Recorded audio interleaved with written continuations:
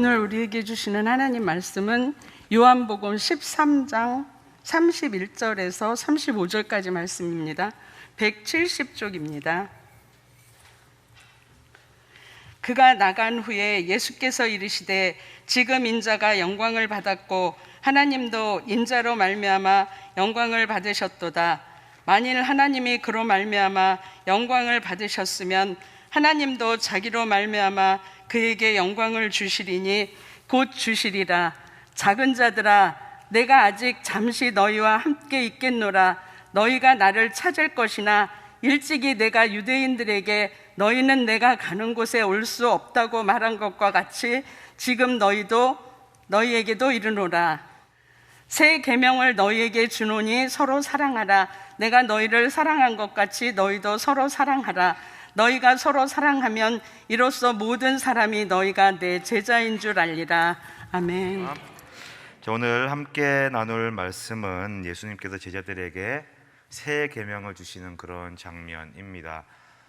오늘 13장 31절부터 35절의 말씀을 읽었는데 13장 전체의 말씀을 좀 함께 보면서 함께 말씀을 좀 나누고자 합니다. 34절에 보니까 예수님께서 이렇게 말씀하십니다. 내가 너희에게 새 계명을 준다. 새 계명을 너희에게 주노니 뭐하라고요? 서로 사랑하라.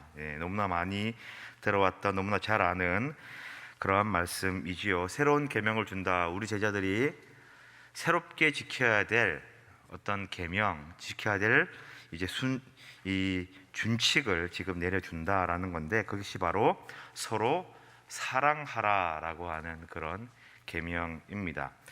우리 모든 성도님들 서로 사랑하고 아끼고 뜨겁게 열정적으로 사랑하는 우리 모두가 되기를, 그 명령을 지키는 우리 모두가 되기를 간절히 부탁을 드립니다. 자, 그러면 어떻게 사랑을 해야 될까요? 어떤 방식으로, 어떤 형식으로, 어떻게 서로 사랑을 해야 우리 예수님께서 명령하신 새 계명, 서로 사랑하라라는 이 명령을 지키는 것일까? 아주 간단합니다. 34절 후반부에 보면은요, 분명히 그렇게 이야기를 하고 있습니다. 내가 너희를 사랑한 것 같이 너희도 서로 사랑하라 라고 그렇게 말씀하고 계시죠. 방법은 간단하죠. 예수님이 사랑한 것처럼 사랑하면 됩니다. 네, 아셨죠? 예수님처럼 사랑하는 우리가 되기를 바랍니다. 그래서 예수님처럼 사랑하면 되는 것이 아주 간단한데, 그러면 예수님은 어떻게 우리를 사랑하셨는가를 아셔야 되잖아요. 자, 성경에 보면은 예수님께서 우리를 사랑하신 부분이 너무나 많이 나와 있습니다. 몇 가지 한번 예를 들어볼까요? 오병이어의 기적 아시죠? 오병이어의 그 첫 시작에 보면, 그 사건의 첫 시작에 보면 예수님이 무리들을 보시고 불쌍히 여기사라고 되어 있습니다. 불쌍히 여긴다는 마음은 이제 애통하는 마음과 그들을 보면서 마음에 이제 이 치근한 마음이 드셨다. 근데 그 치근한 마음과 불쌍한 마음의 그 원동력이 뭐냐면 그들을 사랑하는 마음 때문이다라는 거죠. 네. 그러니까 오병이어의 기적도 예수님께서 이 많은 무리들을 사랑하니까 그 기적을 베풀어 주셨다라는 겁니다. 네. 또 어떤 기적이 있습니까? 죽은 나사로를 살리신 기적도 있습니다. 그죠? 죽은 나사로 죽었습니다. 예수님께서요, 나사로가 죽었다는 소식을 듣고 며칠 뒤에 가서 그 장례식장에 참석해 보니까 진짜 죽은 거예요. 그래서 예수님이 눈물을 흘리시더라 라는 표현이 성경에 나옵니다. 우셨습니다. 네. 왜 우셨습니까? 나사로를 사랑하니까. 그죠? 사랑하니까 눈물을 흘리고, 또 사랑하니까 결국 그를 살려주셨습니다. 네. 죽은 나사로를 살리신 기적도 예수님의 사랑이 표현되어 있는 중요한 그런 사건 중에 하나입니다. 또 뭐 있죠? 나병 환자를 고친 사건. 네. 그 마태복음 1장 40절에 보면은 성을 지나가실 때에 나병의 환자가 와가지고 나를 할 수 있거든 저를 고쳐달라고 그렇게 이야기를 합니다. 그를 보시고 불쌍히 여기사 손을 대십니다. 그리고 나병이 깨끗하게 낫게 되지요. 그를 살리신 이유도, 고치신 이유도 뭐냐? 불쌍하니까, 즉 사랑하니까, 그 나병 환자를 사랑하니까 그런 기적을 베푸셨다라는 겁니다. 이렇게 따지고 보면요, 참 무궁무진합니다. 예수님께서 우리를 사랑하신 사건들이 너무나 많죠. 오병이어 말씀드렸는데 칠병이어의 기적도 있고, 또 뭐 회당장 야이로의 딸을 살리신 그 기적도 있고, 뭐 나인성의 과부의 아들을 또 구해준 살리신 기적도 있고, 정말 많은 기적들과 많은 일들을 행하셨는데 그 모든 것들이 왜 그렇게 하셨느냐? 네, 사랑하시기 때문에 그렇다는 겁니다. 이스라엘 백성들을 그들을 너무나 사랑하셨기 때문에 예수님께서 그들에게 기적을 베푸시고 그들에게 죽은 자를 살리기도 하고 병도 고치기도 하고, 네, 많은 일들을 행하셨다라는 거죠. 그 당시에 기득권들, 제사장들, 사도개인들, 바리새인들, 많은 사람들에게 손가락질 당하고 모욕을 당하더라도 그럼에도 불구하고 그런 기적들을 행하신 이유는 예수님의 사랑 때문이다라는 겁니다. 네, 예수님은 이렇게 우리들을 사랑하시고 사랑하는 것을 보여주셨습니다. 자, 설명을 드렸습니다. 이제 예수님처럼 사랑하시면 됩니다. 나가셔서 죽은 자를 살리시면 됩니다. 네, 병든 자를 고치시면 되고요, 굶주린 사람들에게 기적을 베풀어서 오병이어 같은 기적을 베푸시면 됩니다. 그러면 예수님께서 말씀하신 새 계명을 너에게 주노니 내가 너희를 사랑한 것 같이 사랑하라 라고 하는 그 말을 이루는 것입니다. 어떻게 하실 수 있겠습니까? 아멘 하신 분 계신 것 같은데. 네. 죄송하게도 저는 그렇게 못할 것 같습니다. 네.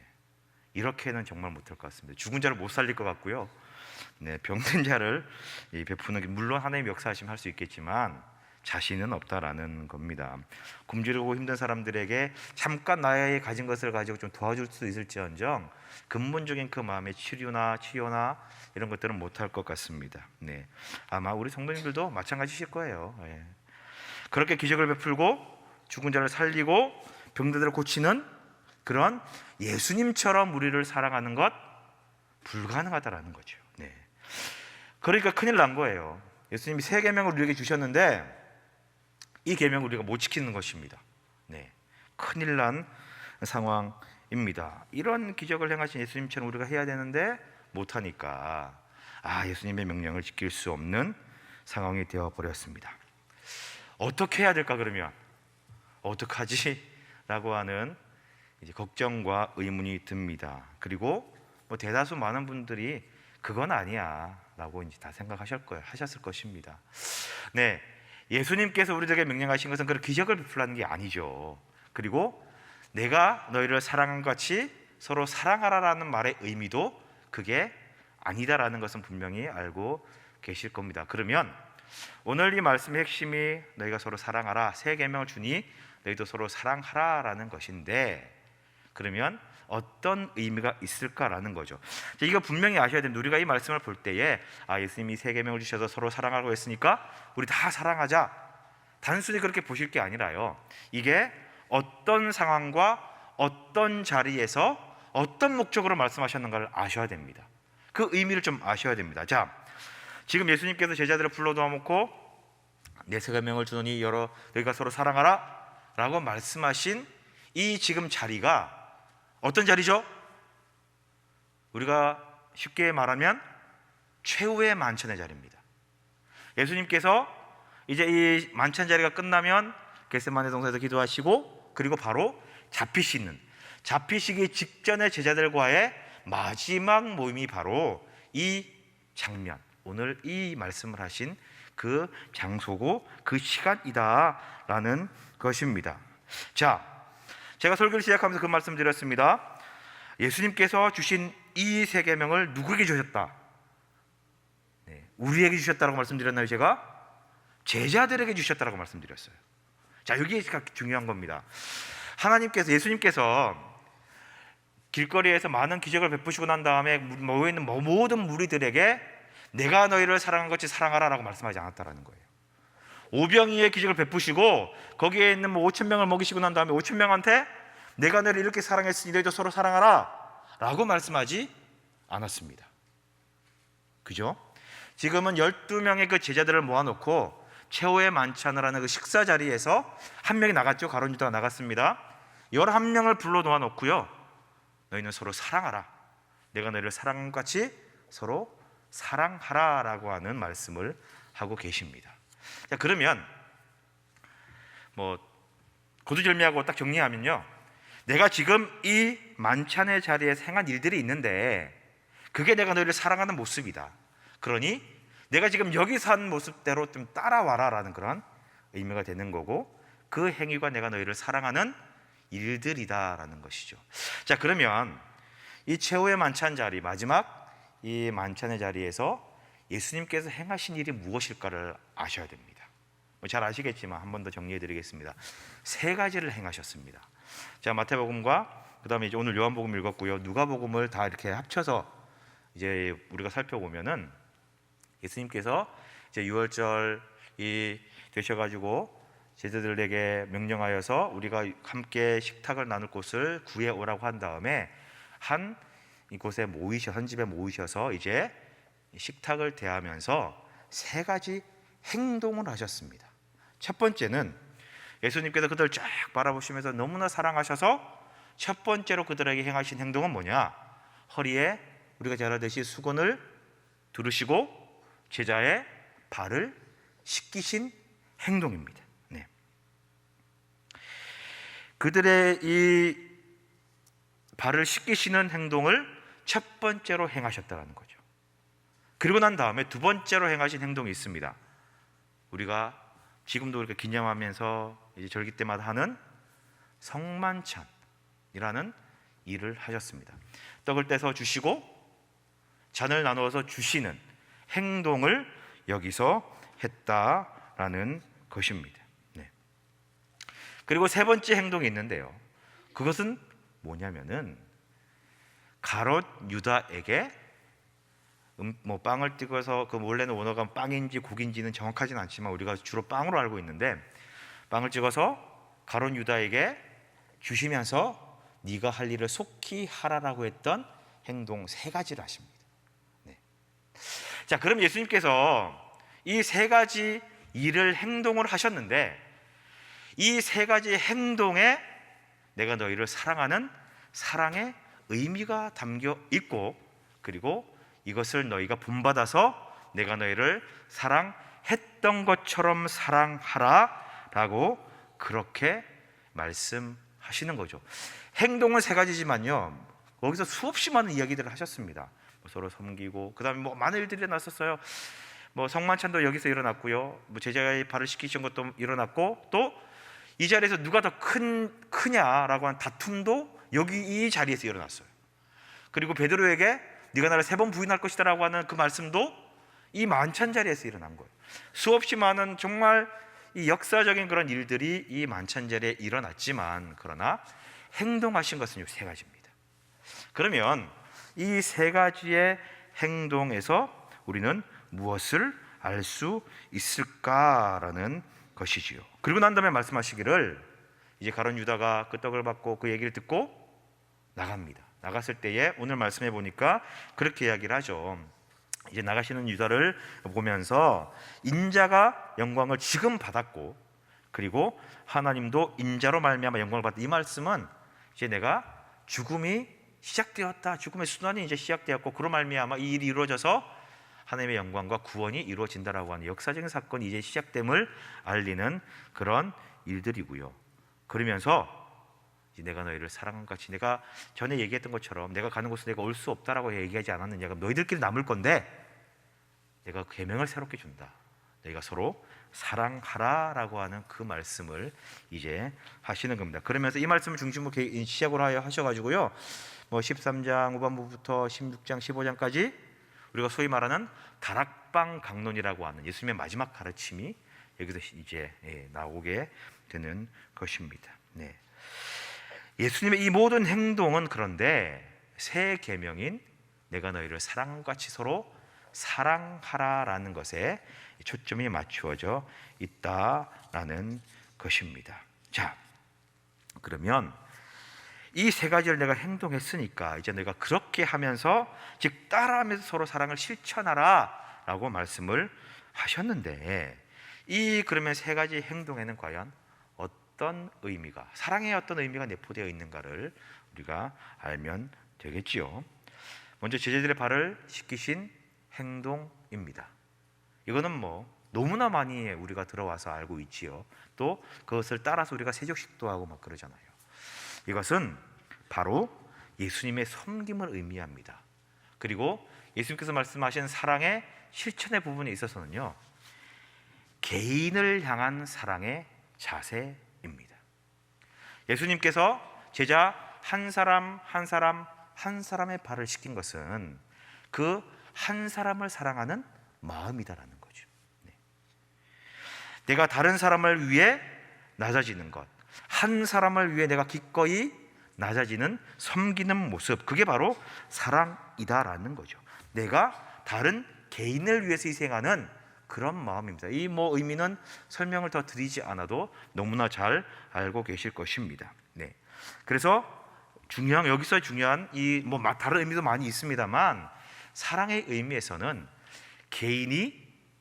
개인을 섬기는 자세를 말한다라는 겁니다. 나를 본받아서 내가 서로 사랑하라고 얘기했을 때에 너 개인은 한 사람 한 사람을 종으로 섬기듯, 종이 주인을 섬기듯 그렇게 섬겨라, 개인을 향해서 그렇게 섬겨라 라고 하는 의미가 내포되어 있다라는 것입니다. 자, 그러면 두 번째 행동인 성만찬, 떡을 나눠주셨던 그 행동, 잔을 나누셨던 그 행동, 과연 어떤 의미가 있을까? 이것은요, 내가 공동체를 향한 사랑의 마음입니다. 교회를 향하여, 내가 소속된 부서를 향하여 내가 어떻게 섬기고 이 공동체를 어떻게 사랑해야 될 것인가 라고 하는 마음을 보여주신다라는 것입니다. 서로 떡을 나누고 서로 잔을 나눈다? 혼자 할 수 있나요? 아니요, 혼자 못하죠. 공동체가 함께하는 일입니다. 함께 떡을 모으고 잔을 모으고 필요한 양식을, 일용할 양식 함께 모아서 함께 나누고 먹고 마시는 것, 이것은 공동의 식탁, 공동체의 일이다라는 겁니다. 떡을 떼고 잔을 나누는, 즉 식탁을 나누는 것은 당시 초대교회 시대, 특히 예수님 시대의 이후에 이 시대에는 혼자서 할 수 있는 일이 아니었다라는 거죠. 공동체가 서로를 위해서 함께 준비하고 자신을 희생하고 자기 것을 내놓는 그런 행위들이 동반되는 일이었습니다. 함께 준비해야 되는 거예요. 나의 희생이 필요합니다. 나의 물건을 내놓아야 되고요, 나의 양식을 내놓아야 되고요, 나의 물질을 드려야 되고요, 나의 노력을 드려야 되고, 나의 시간을 드리는 거예요. 왜? 그 공동체가 함께 식탁을 나눌 수 있도록 하기 위하여, 즉 그 공동체를 향한 나의 희생과 나의 섬김이 이 예수님께서 떡을 나눠주시고 잔을 나눠주신 행동에 포함이 되어 있다라는 것입니다. 즉 예수님께서 보여주신 사랑의 이 실천의 모습은 내가 너희를, 즉 이 공동체를 사랑하고 섬긴 것처럼 너희도 공동체를 섬겨라. 네가 소속되어 있는 그 곳을 섬기고 봉사하고 헌신하라. 이 공동체를 섬기는 그 모습을 몸소 보여주셨다라는 것입니다. 예수님의 사랑의 이 두 가지 행동에는 바로 이런 의미가 있습니다. 개인을 섬기는 자세, 그리고 공동체를 섬겨야 한다라고 하는 그런 예수님의 이 분이 들어있는 거죠. 자, 그러면 가룟 유다에게 이 음식을 찍어서 주신 행동은 과연 무엇일까라는 거죠. 가룟 유다에게 빵을 적셔서 찍어주셨던 행동은, 그리고 속히 네가 할 일을 해라 라고 하는 그 명령은 과연 어떤 사랑의 의미가 담겨 있을까? 개인도 나왔고 공동체도 나왔는데 국가인가? 이렇게 생각하실 수도 있고, 뭐지? 아니면 악한 사람도 섬겨라, 이런 의미인가? 다들 생각하실 수 있겠지만 이것은요, 우리가 사랑을 행할 때에 가져야 될 우리의 마음을 표현하신 것입니다. 이런 마음을 가지라라는 거죠. 이게 이 사랑의 실천에 있어 가장 핵심적인 내용이다라고 생각하시면 될 것 같습니다. 예수님께서는 가룟 유다가 자신을 팔 것을 알고 계셨습니다. 그래서 그것을 생각할 때 마음이 너무나 비통하고 애통하고 안타까웠습니다. 너무나 슬펐습니다. 괴로웠습니다. 그리고 그 괴로움을 제자들에게 얘기하시고 너희들 중에 나가 한 명이 나를 팔 것이다 라고 그렇게 말씀하시게 되죠. 그리고 빵을 적셔다가 가룟 유다에게 주십니다. 내가 빵을 적셔서 주는 사람이 그이다 라고 말씀하시면서 가룟 유다에게 그 행동을 하십니다. 네. 우리가 이 일을 쉽게 생각할 때 가룟 유다에게 주셨으니까 모든 제자들도 가룟 유다가 예수님 팔 거야, 다 알 거야 라고 생각을 하잖아요. 근데 재밌는 게요, 반응들이 재밌습니다. 누가 팔는지 서로 헷갈려 합니다. 가룟 유다에게 줬음에도 불구하고 예수님이 내가 이 떡을 주는 자에 찍어서 적셔서 주는 사람이 나를 팔 자다라고 말씀하시면서 그렇게 했음에도 불구하고 제자들이 몰랐다는 거예요. 예수님이 하신 말씀의 의미가 뭔지를 몰랐다라고 성경은 그렇게 기록을 하고 있습니다. 네. 자, 왜냐하면 예수님께서 이 음식을 주셨을 때 이 가룟 유다에게만 주신 게 아니거든요. 가룟 유다에게 먼저 주고 나머지 제자들에게 다 똑같이 음식을 찍어서 나눠 주셨다라는 겁니다. 뭐 이거 장황하게 설명할 수밖에 없게 되는데 그렇게만 생각하시면 돼요. 옛날 유대인의 식탁의 문화가 그랬다라는 겁니다. 네. 그 공동의 식사를 할 때에 뭐 예의범절, 이 식탁 예절, 그리고 이렇게 해야 될 그런 문화, 식탁 문화가 그런 거예요. 한 사람에게만 딱 주고 그렇게 해서는 안 되는 그런 문화였었습니다. 어쨌든 제일 먼저 가룟 유다에게 줘요. 그러자 무슨 일이 일어납니까? 누가복음에 보면 누가 큰 자냐라고 다툼이 일어나게 돼요. 그 일이 있음과 동시에. 그 뭐냐? 제자들이 어떻게 받아들였느냐? 가룟 유다에게 음식을 찍어서 먼저 주니까, 그리고 뭐라 의미는 알 수 없지만 뭔가를 빨리 해라라고 하는 그런 특별한 명령을 내리니까 예수님이 가룟 유다를 제일 사랑하는구나, 제일 아끼는구나라고 착각을 하게 된 거죠. 그런데 그때 예수님의 품에 안겨 있었던 요한과 취직근이라고 생각하는 수제자라고 자부하는 베드로가 다 있었는데 가룟 유다에게 먼저 주시다니, 그래서 다툼이 일어나는 거예요. 누가 큰 자냐, 누가 더 예수님 측근이냐라고 하는 것 때문에 분쟁이 일어나게 됩니다. 그러면서 예수님께서 뭐 섬김에 대하여 선자와 앉은 자 이런 여러 가지 이야기들을 하시면서 누가 크고 작음이 아니다라는 것을 말씀해 주시지요. 그러니까 자기들이 그렇게 다투고 있었던 것입니다. 예수님께서 자신을 팔 사람을 언급하시고, 그리고 가룟 유다를 지목하셨고, 그리고 모든 사람들에게 동일한 행동을 하셨지만, 그러나 가룟 유다는 그것을 알았을까요, 몰랐을까요? 다시 질문 드리겠습니다. 가룟 유다는 예수님께서 내 스승 예수가 나를 자신을 팔 것이라는 사실을 알고 있다는 것을 알았을까요, 알았을까요? 그렇죠, 알았습니다. 이제야 좀 대답을 하시는군요. 왜냐하면 이 성만찬 이 일이 있은 그 전에 이미 가룟 유다는 이제 서기관들과 제사장을 만나서 예수님을 넘길 모의를 했다라는 거예요. 그래서 타이밍을 보고 있었는데 예수님이 내가 이걸 찍어준 사람이 바로 그다라고 해서 찍어주시면서 네가 할 일을 속히 해라 라고 이렇게 명령하시니까 가룟 유다는 뜨끔하고 자신의 이 생각이 들켰다라는 것을 알게 되었다라는 것입니다. 네, 그리고 바로 그 즉시로 나가게 되고, 그리고 이제 그 밤에 그 군병들 끌고 와서 예수님을 넘기는 그 일을 하게 됩니다. 그런데 예수님께서 왜 가룟 유다에게만 딱 주시지 않고 모든 사람들에게 다 식탁의 문화가 그렇긴 하지만, 그럼 왜 가룟 유다 얘가 나를 팔 것이다, 베드로에게는 얘기했잖아요. 네가 나를 3번 부인할 것이다, 정확하게 얘기했잖아요.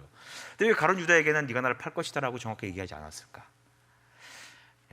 왜 그랬을까? 여러 가지 이야기가 있지만 이 유명한 주석가에 의하면 만일에 예수님이 그렇게 지목하였을 경우에 가룟 유다에게는 회개 기회가 사라짐과 동시에 그 분쟁이 일어날 것이다라는 거죠. 그리고 예수님의 이 위대한 사역이 가로막힐 수 있기 때문에 예수님이 그런 조치를 취했다라고 그렇게 이야기를 합니다. 그 이유야 어쨌든 간에 예수님께서 그가 알아들을 수 있는 말로 그에게 주고 제자들에게 동일한 행동을 하신 이유는 뭐냐? 바로 예수님께서는 이 일을 행하는 가룟 유다를 향하여서 내가 너를 원망하지 않는다라는 것을 표현하시는 거예요. 자, 왜 그러냐면은 예수님께서 주시면서 뭐라고 이야기하느냐? 네가 할 일을 속히 하라라고 하는 명령을 하시면서 주시잖아요. 근데 이 말씀을 잘 이해하셔야 됩니다.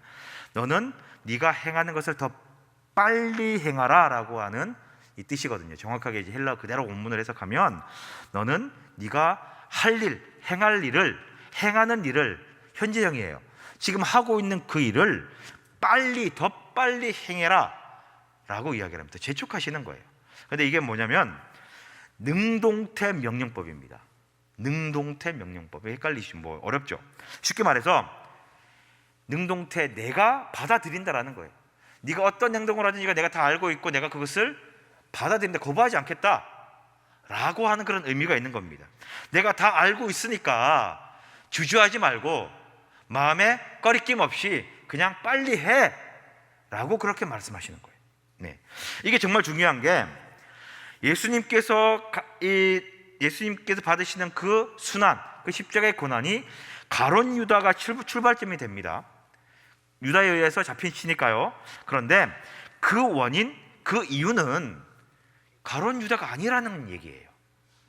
너 때문에 이 일이 일어난 것이 아니라 너의 생각과 내 계획이 아닌 하나님의 계획이고 내가 그것을 알고 있기 때문에 겸허히 능히 받아들이니까 걱정하지 말고 그 일을 행해 라고 하는 예수님의 말씀이다라는 겁니다. 결국 예수님은 유다, 네가 나를 팔아? 분노하지 않는다라는 거예요. 네가 나를 감히 넘겨? 원망하지 않는다라는 겁니다. 이후에도 보시면 예수님께서 죽으시고 난 다음에 부활하십니다.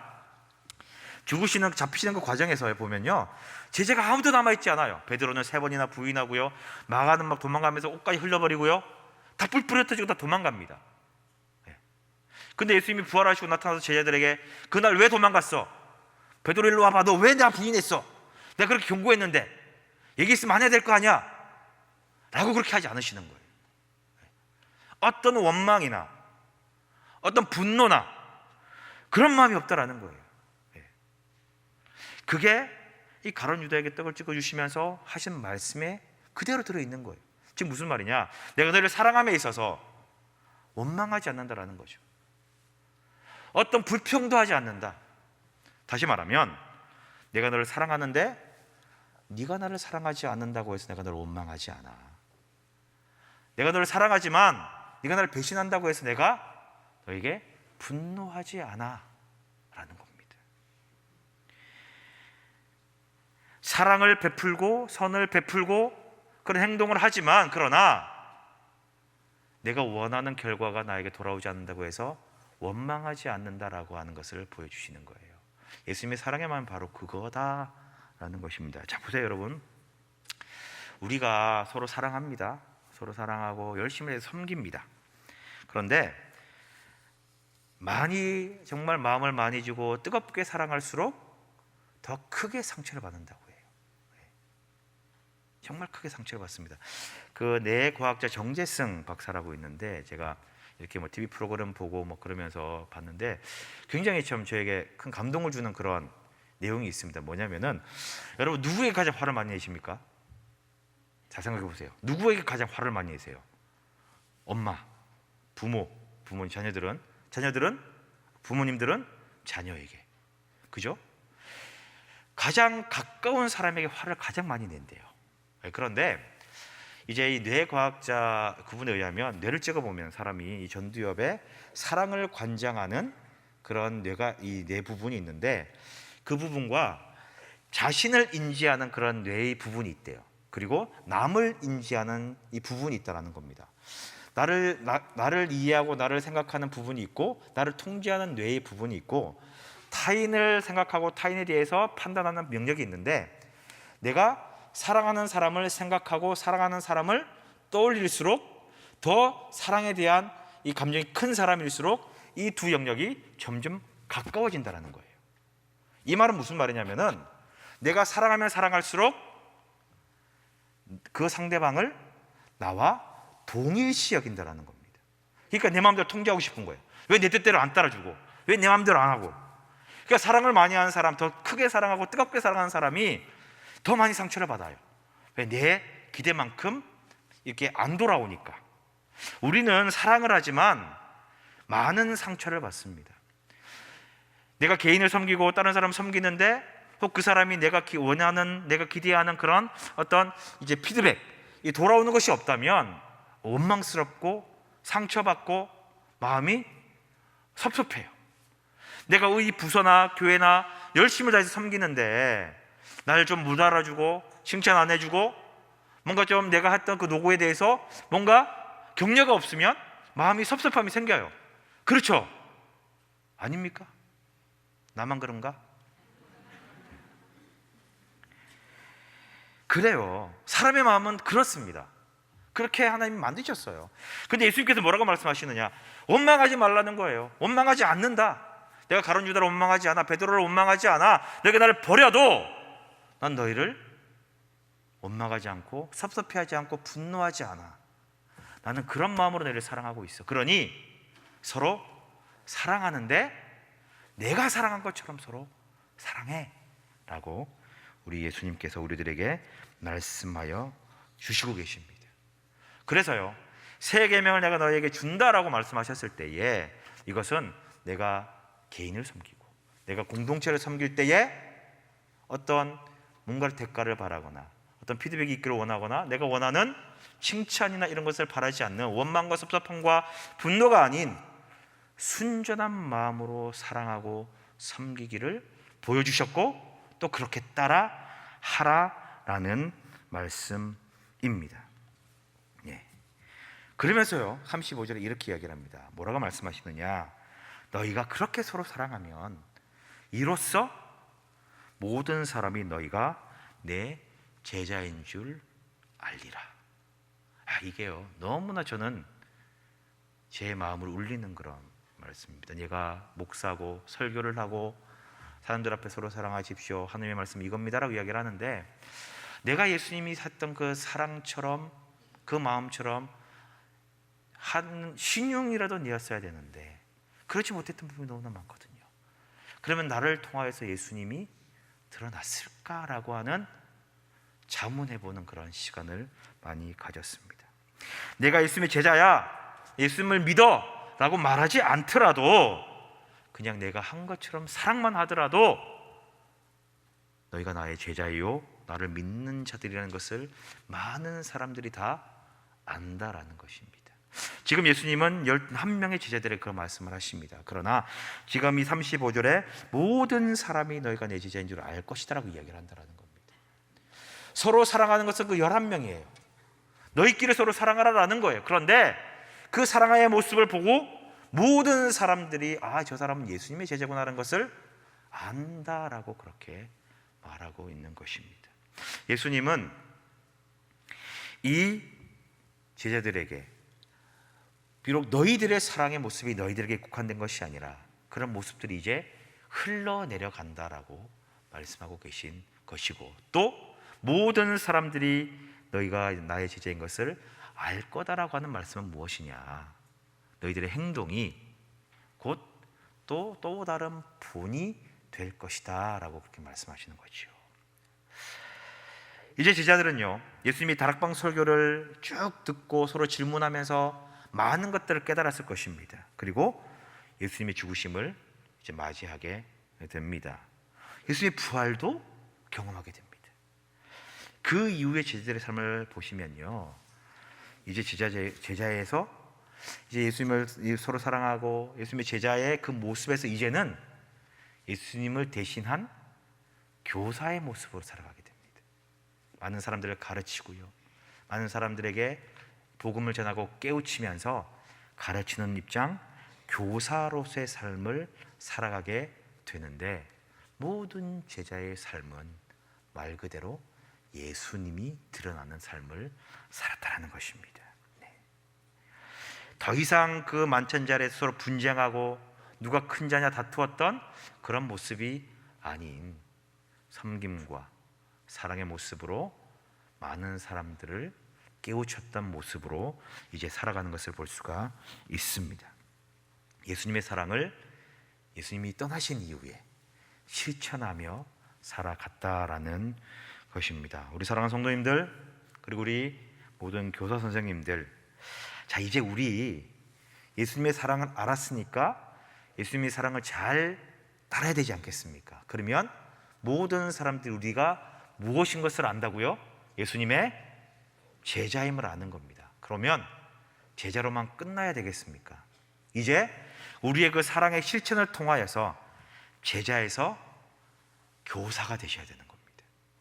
즉 우리의 사랑의 모습을 통하여서 누군가가 그 모습을 보고 깨닫고 느끼고 따라함으로 그 예수님의 또 다른 제자들을 만드는 우리의 모습이 되어야 된다라는 것입니다. 그러면 우리를 통하여서 예수님을 알게 되고 우리를 따라함으로써 예수님의 사랑을 그들이 느끼게 되고 깨닫게 되고 알게 되고 실천하게 되고, 그럼 이제 예수님의 제자들이 많아지게 되는 그런 일들이 벌어지게 될 줄 믿습니다. 우리의 모습을 통하여 또 다른 제자들이 우리들이 본이 되어서 또 다른 예수님의 제자들이 얼마든지 생겨날 수 있을 줄 믿습니다.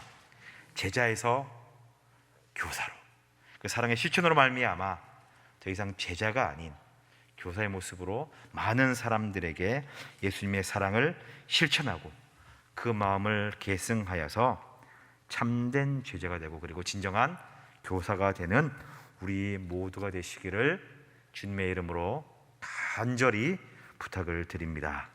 기도하겠습니다.